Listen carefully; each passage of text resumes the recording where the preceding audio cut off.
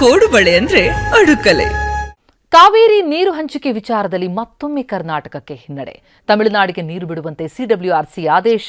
ಮಂಡ್ಯ ಸೇರಿ ರಾಜ್ಯದ ಇತರೆಡೆ ಅನ್ನದಾತರ ಆಕ್ರೋಶ. ತಮಿಳುನಾಡಿಗೆ ನೀರು ಹರಿಸದಂತೆ ಪಂಜಿನ ಮೆರವಣಿಗೆ.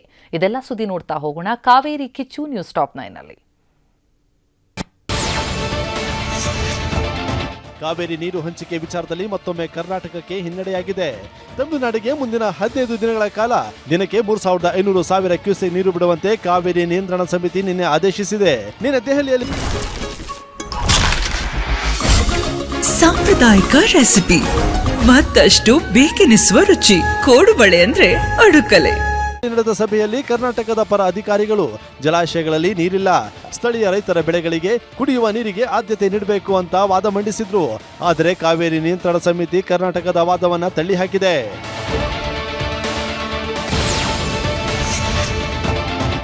ತಮಿಳುನಾಡಿಗೆ ನೀರು ಬಿಡುವಂತೆ ಸಿಡಬ್ಲ್ಯೂಆರ್ಸಿ ನೀಡಿರುವ ಆದೇಶವನ್ನು ಪ್ರಶ್ನಿಸಿ ಕಾವೇರಿ ನೀರು ನಿರ್ವಹಣಾ ಪ್ರಾಧಿಕಾರಕ್ಕೆ ಮೇಲ್ಮನವಿ ಸಲ್ಲಿಸಲು ಕರ್ನಾಟಕ ಸರ್ಕಾರ ನಿರ್ಧರಿಸಿದೆ. ಈ ಬಗ್ಗೆ ಸಿಎಂ ಡಿಕೆ ಶಿವಕುಮಾರ್ ಅವರು ಕಾನೂನು ತಜ್ಞರು ಮತ್ತು ಜಲಸಂಪನ್ಮೂಲ ಇಲಾಖೆಯ ಹಿರಿಯ ಅಧಿಕಾರಿಗಳೊಂದಿಗೆ ಸಭೆ ನಡೆಸಲಿದ್ದಾರೆ ಅಂತ ಜಲಸಂಪನ್ಮೂಲ ಸಚಿವ ರಾಮಲಿಂಗಾರೆಡ್ಡಿ ತಿಳಿಸಿದ್ದಾರೆ. ನಾವು ಸಿಡಬ್ಲ್ಯೂಎಂಎಗೆ ಅಪೀಲ್ ಹೋಗ್ಬೋದು, ಅದು ತೀರ್ಮಾನ ಮಾಡಬೇಕು. ಅಪೀಲ್ ಹೋಗ್ಬೇಕು ಬೇಡ ಅಂತ ಮುಖ್ಯಮಂತ್ರಿಗಳ ಹತ್ರ ಚರ್ಚೆ ಮಾಡಿ ತೀರ್ಮಾನ ತಗೊಳ್ಳಿ. 15 ದಿನಕ್ಕೆ ಮುಂಚೆ ಮಳೆ ಬರದೇ ಇದ್ರೆ ಇನ್ನೂ ತೀವ್ರ ಕೊರತೆ ಆಗಿರೋದು. ಆ ಬಂದಿದ್ದರಿಂದ ಸ್ವಲ್ಪ ಆದರೂ ಉಸಿರಾಡ್ಬೋದು. ನಮ್ಮಲ್ಲಿ ಲೈವ್ ಇರ್ತಕ್ಕಂಥದ್ದು 8 TMC ಇದೆ ಅಷ್ಟೇ KRS ಅಲ್ಲಿ. ಕಾವೇರಿ ನಿಯಂತ್ರಣ ಮಂಡಳಿ ಸಮಿತಿ ಆದೇಶಕ್ಕೆ ಮಣಿದು ಯಾವುದೇ ಕಾರಣಕ್ಕೂ ತಮಿಳುನಾಡಿಗೆ ಕಾವೇರಿ ನೀರು ಹರಿಸಬಾರದು ಅಂತ ಬಿಜೆಪಿ ನಾಯಕರು ಆಗ್ರಹಿಸಿದ್ದಾರೆ. ಸರ್ವಪಕ್ಷ ಸಭೆ ಕರೆಯಬೇಕು, ಮೇಲ್ಮನವಿ ಸಲ್ಲಿಸಬೇಕು ಅಂತ ಒತ್ತಾಯಿಸಿದ್ದಾರೆ. ರಾಜ್ಯ ಸರ್ಕಾರ ನ್ಯಾಯಾಧೀಕರಣಕ್ಕೆ ಮನವರಿಕೆ ಮಾಡಬೇಕು ಅಂತ ಎಚ್ಚರಿಸಿದ್ದಾರೆ. ಈ ಬೆಳವಣಿಗೆ ಆಗಿರೋದಕ್ಕೆ ನೇರವಾಗಿ ಕಾಂಗ್ರೆಸ್ ಕಾರಣ. ಕೂಡಲೇ ಸರ್ವಪಕ್ಷದ ಸಭೆಯನ್ನು ಕರಿಬೇಕು. ಪ್ರಾಧಿಕಾರದ ಮುಂದೆ ಮತ್ತೆ ಮನವಿ ಅಪೀಲನ್ನು ಕೂಡಲೇ ಹಾಕಬೇಕು. ತಮಿಳುನಾಡಿಗೆ ನೀರು ಹರಿಸುವಂತೆ ಸಿಡಬ್ಲ್ಯೂಆರ್ಸಿ ಆದೇಶ ವಿರುದ್ಧ ಮಂಡ್ಯದಲ್ಲಿ ರೈತರ ಪ್ರತಿಭಟನೆ ಭುಗಿಲೆದ್ದಿದೆ. ಭೂಮಿ ತಾಯಿ ಹೋರಾಟ ಸಮಿತಿ ನಿನ್ನೆ ರಾತ್ರಿ ಶ್ರೀರಂಗಪಟ್ಟಣದ ಕುವೆಂಪು ವೃತ್ತದಲ್ಲಿ ಪಂಜಿನ ಮೆರವಣಿಗೆ ನಡೆಸಿದ್ರು. ರೈತ ಮುಖಂಡ ನಂಜುಂಡೇಗೌಡ ನೇತೃತ್ವದಲ್ಲಿ ಪ್ರತಿಭಟನೆ ನಡೆಸಿ ಯಾವುದೇ ಕಾರಣಕ್ಕೂ ತಮಿಳುನಾಡಿಗೆ ನೀರು ಹರಿಸದಂತೆ ಎಚ್ಚರಿಕೆ ನೀಡಲಾಯಿತು.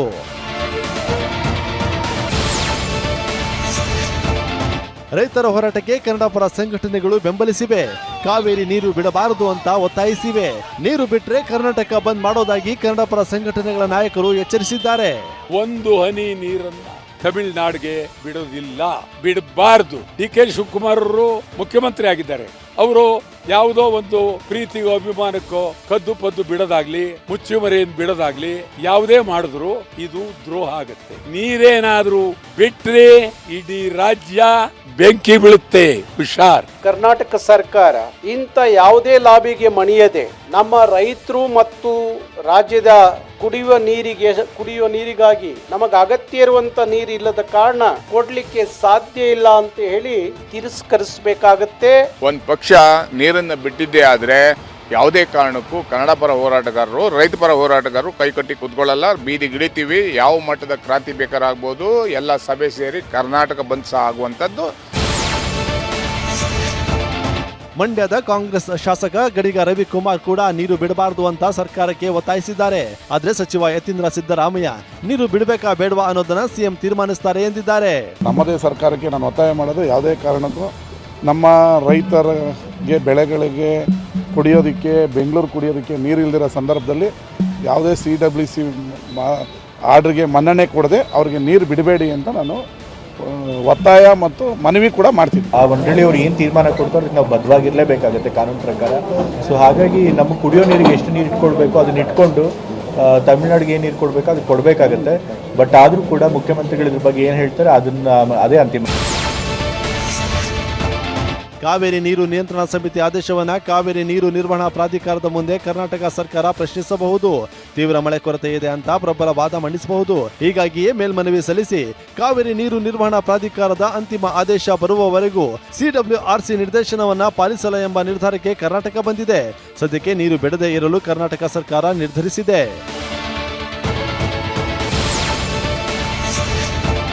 4 ಟಿಎಂಸಿ ಕಾವೇರಿ ನೀರು ಬಿಡುವಂತೆ ಸಿಡಬ್ಲ್ಯೂಆರ್ಸಿ ಆದೇಶ ನೀಡಿದೆ. ಆಗಸ್ಟ್ 3ಕ್ಕೆ ಕರೆದಿರುವ ಸಭೆ ಮಹತ್ವ ಪಡೆದುಕೊಂಡಿದೆ. ಬರೋ ಸೋಮವಾರ ಮಧ್ಯಾಹ್ನ 12 ಗಂಟೆ ವಿಧಾನಸೌಧದಲ್ಲಿ ಸಭೆ ನಡೆಯಲಿದೆ. ವಿಜಯ್ ಸಭೆಗೆ ಬರುವ ಸಾಧ್ಯತೆ ಇದ್ದು ಸಿಡಬ್ಲ್ಯೂಆರ್ಸಿ ಆದೇಶದ ಬಗ್ಗೆಯೂ ಉಭಯ ನಾಯಕರು ಮಾತನಾಡ್ತಾರ.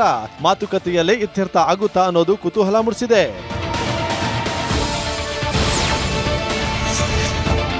ಮೇಕೆದಾಟುಗೆ ಅಡ್ಡಗಾಲು ಇಡುತ್ತಿದ್ದ ತಮಿಳುನಾಡು ಸಿಎಂ ವಿಜಯ್ ಜೊತೆ ಮಾತನಾಡಲು ಡಿಕೆ ಸಭೆ ಕರೆದಿದ್ದಾರೆ.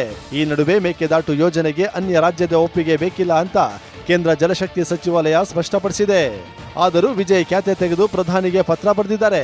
ಇನ್ನೊಂದೆಡೆ ತಮಿಳುನಾಡಿನ ಚಿದಂಬರಂ ಜಿಲ್ಲೆಯಲ್ಲಿ ಕಾವೇರಿ ನೀರು ವ್ಯರ್ಥವಾಗಿ ಸಮುದ್ರ ಸೇರೋ ದೃಶ್ಯವನ್ನ ಮಂಡ್ಯ ಶಾಸಕ ಗಣಿಗ ರವಿಕುಮಾರ್ ಮೊಬೈಲ್ನಲ್ಲಿ ಸೆರೆ ಹಿಡಿದುಕೊಂಡು ಬಂದಿದ್ದಾರೆ.